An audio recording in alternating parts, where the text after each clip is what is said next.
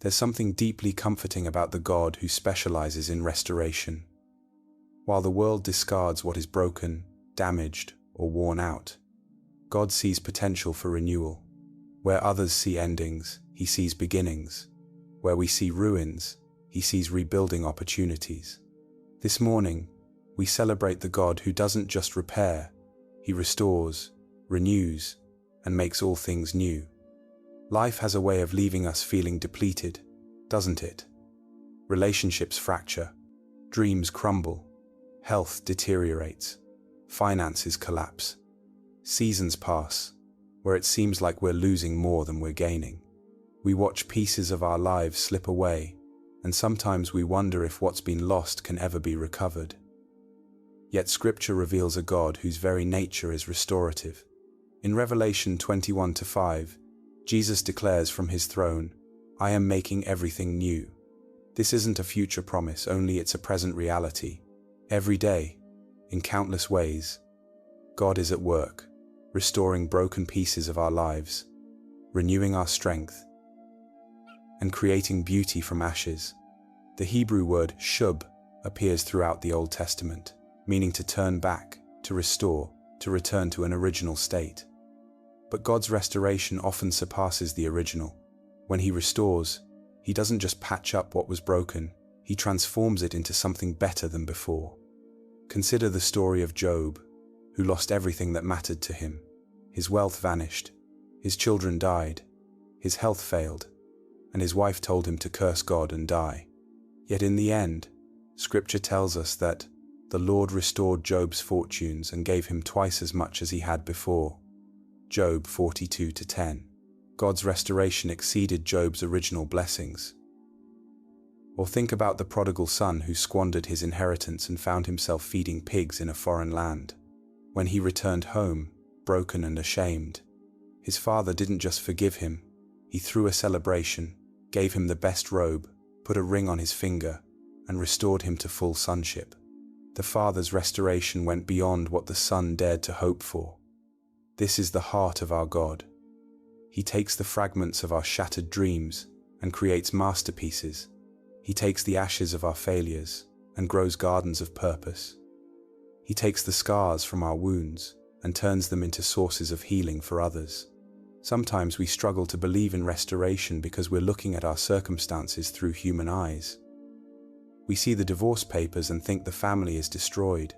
God sees an opportunity to rebuild on a stronger foundation. We see the job loss and panic about provision. God sees a door opening to something better aligned with His purposes for our lives. The prophet Joel understood this divine perspective. After describing devastating loss, crops destroyed by locusts, joy withered away, hope deferred, God speaks through him with this promise: "I will repay you for the years the locusts have eaten." Joel 2:25. Not only would God restore what was lost, but He would compensate for the time that felt wasted. This promise reaches beyond material restoration to encompass every area of our lives. God restores relationships that seemed beyond repair. He renews callings that appeared to be buried. He revives ministries that looked finished. He resurrects dreams that appeared dead. But restoration isn't always immediate, and it doesn't always look like we expect. Sometimes God's restoration comes through redirecting our path entirely. Sometimes He restores our peace instead of our circumstances. Sometimes He renews our purpose instead of returning us to our previous position. The Apostle Paul experienced this kind of restoration. His dramatic conversion on the road to Damascus wasn't just forgiveness, it was complete transformation. The years he spent persecuting Christians weren't wasted. They were redeemed and became part of his unique qualifications for ministry. God took Paul's zealous nature and redirected it toward building up the very church he had tried to destroy. This is the beauty of divine restoration. It's never just about getting back what we lost. It's about becoming who God intended us to be all along. Sometimes we need to lose certain things before we can receive the better things God has prepared for us. Even in seasons of waiting, God is working restoration in our character, our faith, and our understanding of His ways. He uses the process of restoration to deepen our roots, strengthen our foundation, and purify our motivations. What emerges isn't just restored, it's refined. The ultimate picture of restoration is found in Christ's resurrection. Death appeared to have won. The disciples' hopes were crushed. Everything seemed finished. But on the third day, Jesus rose from the dead, not just restored to life, but transformed with a glorified body that could never die again. His resurrection didn't just overcome death, it defeated it permanently. This same resurrection power is at work in our lives today.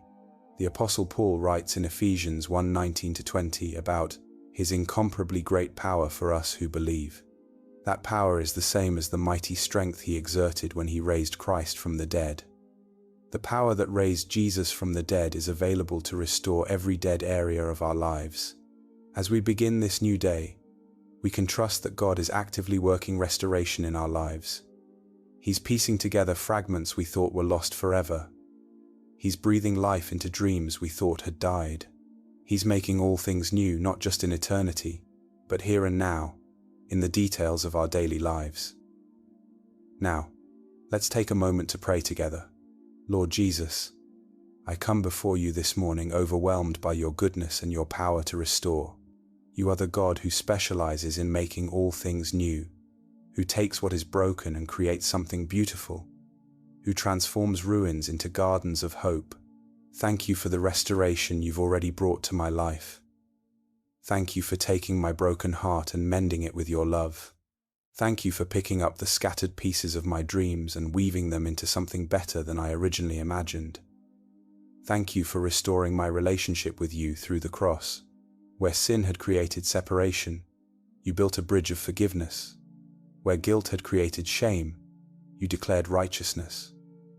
Where death had seemed final, you opened the way to eternal life. I thank you for the practical ways you've restored my circumstances, for relationships that have been healed, for opportunities that have been renewed, for strength that has been rebuilt after seasons of weakness. I recognize your hand in every comeback, every second chance, every unexpected provision. Thank you for not wasting any of my experiences, Lord. Even the painful seasons, the failures, the losses, you've used them all for my good and your glory.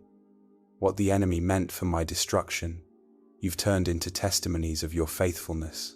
I thank you for restoring my hope when discouragement tried to steal it, for renewing my vision when circumstances made it seem impossible, for rebuilding my confidence when failure had shaken my foundation. You are faithful to complete what you begin in our lives. Thank you for the restoration that's still in process. I know that some areas of my life are still under construction, still being renewed by your Spirit. Help me trust your timing and your methods, knowing that your restoration is always perfect and complete. Lord, I pray for continued restoration in every area that needs your touch. Where there has been division in my family, bring unity. Where there has been financial struggle, provide abundance. Where there has been sickness, release healing. Where there has been spiritual dryness, pour out refreshing rain. I pray for the restoration of joy in my life. Restore to me the joy of my salvation, the delight of walking with you, the excitement of seeing your kingdom advance. Let laughter return to places where tears have lingered too long. Restore my energy and enthusiasm for the work you've given me to do. Renew my passion for prayer, for your word, for worship, for serving others. Don't let me settle for going through the motions. Breathe fresh fire into my spiritual life. I pray for the restoration of broken relationships in my life. Where pride has created walls, tear them down with humility. Where misunderstanding has caused separation, bring clarity and reconciliation. Give me wisdom to know when to pursue restoration and grace to forgive, even when relationships can't be fully repaired. Lord, I also pray for restoration in my community and nation. Where there has been injustice, establish righteousness. Where there has been hatred, plant love. Where there has been hopelessness, kindle faith. Use your people to be agents of restoration in a broken world.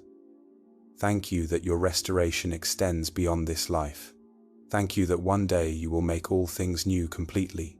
No more pain, no more tears, no more death.